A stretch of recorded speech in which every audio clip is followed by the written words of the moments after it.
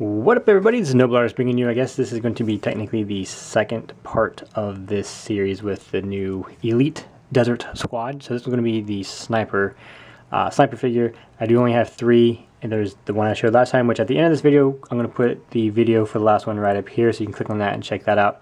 But this is going to be from the sniper, and I made this one out of a Scout Trooper, for those who can't tell, but I will show you a before and after this video.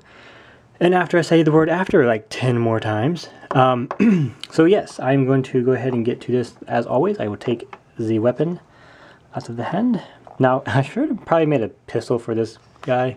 I made one for the other one, but not the sniper, which of all figures should probably have a pistol, but I'm just going to go with it.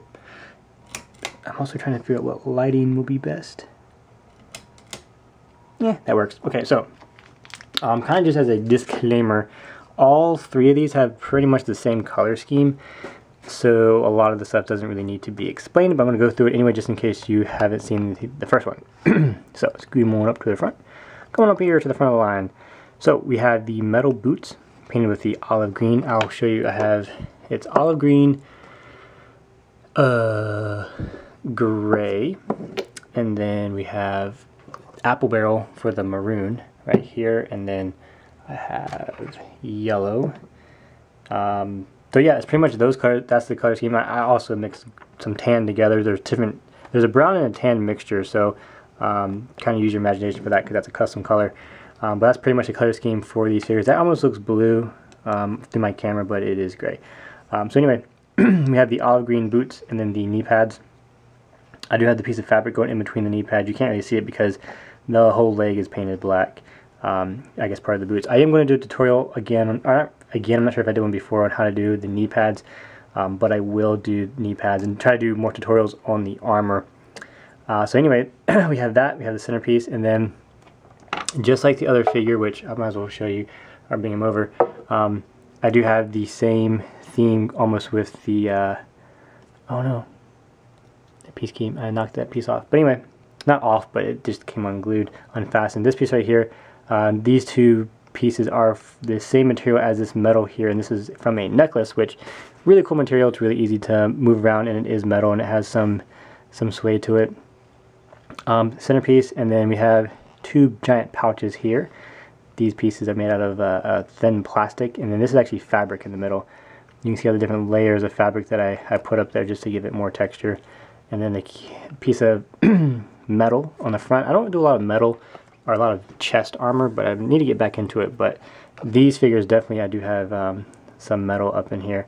So well, that does that for the front, and we do have a really awesome vest that goes around the entire figure, which it was pretty hard to get on here, but it does work fully.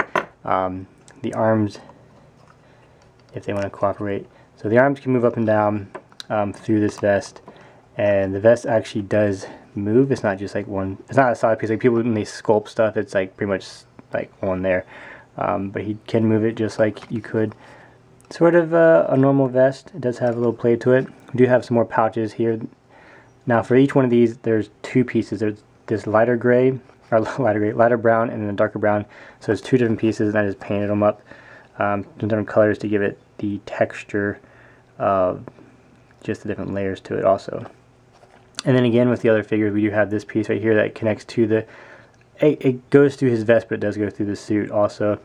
It hooks around back here to this life support here, because being in the desert is going to get a little toasty, and they need a cooling system for their suits, so that's what that is. This right here is actually like a thin plastic that I put a Sharpie over, so it's actually kind of transparent, but it's hard to tell through the camera. It almost looks like a piece of teal, but up close you can see that it is kind of a transparent teal color. But that metal hose connects into back right there. And backpacks, I think they're almost identical. Actually, yeah, the backpacks are identical for all these figures, just because that's the backpack that their squad has, and that's the gear that they need for the desert. So kind of kept the same theme with that. It made it a lot easier too, making all these. Of course, we have the sashes here. I'm sorry, whew. I'm trying to catch my breath. I just got back from work, and I'm talking like super duper fast, so I'm wearing myself out. The difference is with this one, he does have the 2 little supply packs on both sides, a little bit thinner are a little bit lighter supplies. Just because he is a sniper, you're going to have to move pretty fast and be somewhat stealthy. This one has the comma and the pauldron and the grenades and just more to his figure. A little bit heavier armor just because being like the soldier, you're going to, or like the infantry, you're going to have obviously different armor. But anyway, moving up to the helmet, got a really cool black and white theme color scheme going up here on the front. Kind of breaks up the front of this mask and not just being like solid white. And I'll show you the one beforehand. After this, you can see the difference between that. And then again, the antenna is exactly the same. They all three have the same kind of comm links because I want them to have the same type of, like I guess armor, the same scheme. But we have 3 pieces of metal for the antennas, and there's actually 2 pieces of metal bent to hold that in place. And then we have the cool olive green, really nice texture of that on the back of the helmet, because there's only really the accent on the legs and then a little bit in the front, and then these pouches are olive green, and then the helmet. There's a nice little like touch of it everywhere. One thing about color schemes is you kind of want, you have your main colors, like I have the white and gray, and then yellow obviously is accent color because I only have that in 2 spots, and then also with the maroon being an accent color, only having 1 location. And then when we have the green, we have 1, 2, 3. So I have 3 locations, 2 locations, and 1. So the accent colors, you don't really need a lot of them, and they do kind of pull the figure all together. And we have a little bit of gray right there on that part. Now, someone had mentioned before that I should put more on here. I might go back over that and put the that olive green on that bottom lip of the helmet, because I don't really have any. I do have some right there on the side piece, but I can just scratch that off and then put it on the bottom. That was a good suggestion. I do appreciate that. So black head with the smiley face. He's so happy. So we have that. That's a little bit different than the one I have about to show you, like the original one, because it doesn't have the face on the other side. But yeah, that is it pretty much for the body of the figure. I can't remember how many pieces each one of these has. This has probably 30 odd plus pieces, easy. But moving on to the sniper rifle, I probably will do a tutorial on how to make this one just because it's really cool. It almost looks like a modern day sniper rifle with I wrapped it with fabric. Well, after I made it, it was a cool gun to begin with, but I wrapped it with fabric and I painted that gray. Why I keep mistaking gray with gray? Everything's gray today, okay? With tan. I wrapped it and then painted it tan, and then we have the stock here is wood. Well, it's plastic. It's all plastic, but I painted it look like wood. Then put some metal on the end of that, kind of a rustic, worn out metal, just kind of gives some more wear and tear. Then we have a really cool clip here. Now, the clip is the same clip as, it's got this nice gold kind of look to it. It's the same clip for this rifle right here. I kind of wanted the same clips, and also with the pistol in the back, right there. I want them to have like a universal like ammo. So, and I think it's kind of a nice little accent piece to go with these guns. And the scope is really cool. The scope is, it's a tooth, well, I raised it up on the gun, but it's a toothpick, the top part. It has different textures to it. And I wrapped metal around each side to give it, to kind of stand out a little bit more.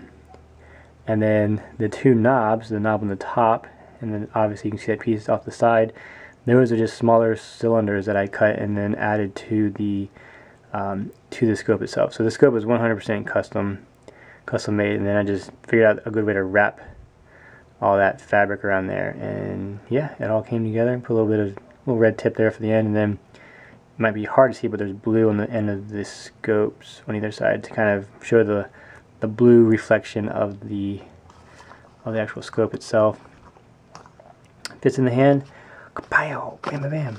So really cool sniper rifle. Definitely by far one of my favorite sniper rifles ever made. So I would most likely make a tutorial on how to do this, and I think I might do a modern sniper contest. So I will probably be doing tutorials so you guys can have a good idea on how to make your sniper rifles for that contest. So anyway, this is the second video of this squad. I do have the flamethrower trooper back there, and then I am going to be in the future making more figures to go into the squad, but this is the 3 that I have right now. Just thought I'd do these videos. So yeah, that is it. I hope you all enjoyed this video. If you liked it, hit like it. Don't forget to fist pound that subscribe button. It used to be up there, but it's going to be in the middle, so bam! And then also, if you're the first person to leave a comment on my video, I'll leave a shout out. I'm going to put it down below, but someone said I think there's a way to put it in somewhere, because they changed it and I can't have annotations anymore. So it just gives me the option to put one video here, one video here. I'll put this guy's video here, and then I'll probably put a link to my tutorials here, and then the subscribe button will be in the middle. So go ahead and subscribe, leave a comment, leave a like, and yeah, I will try to get the shout out thing. If I can put more up here, then I will. If not, it'll be down into the description. So go check that out. Anyway, y'all have a great day. God bless, and I'll see you next time.